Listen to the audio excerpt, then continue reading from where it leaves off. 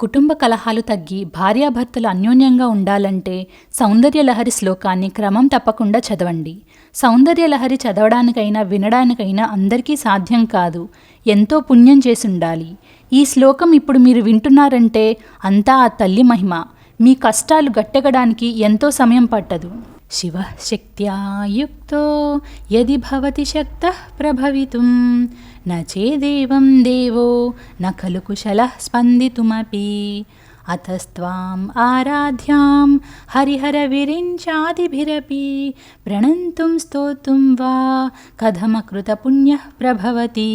ఈ శ్లోకంలో మొదటి లైన్కి అర్థం: శివుడు శక్తితో కలిసినప్పుడు మాత్రమే సృష్టి కార్యాలు చేయగల శక్తి కలుగుతుంది.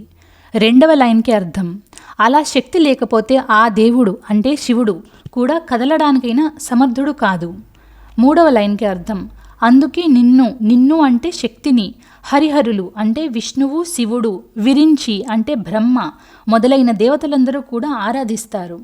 నాలుగవ లైన్కి అర్థం: అలాంటి ఆ శక్తిని నమస్కరించడానికి లేదా స్తుతించడానికి పుణ్యం లేని వాడికి ఎలా సాధ్యమవుతుంది?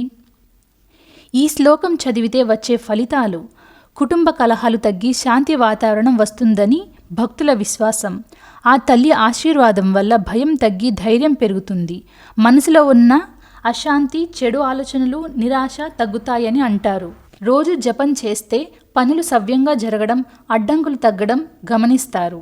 ఈ శ్లోకం చదవడం వల్ల దేవి మీద భక్తి, శ్రద్ధ, నమ్మకం పెరుగుతుంది.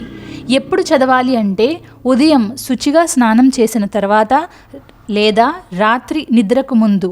రోజుకు 1 లేదా 3 లేదా 9 లేదా 11 సార్లు చదవాలి.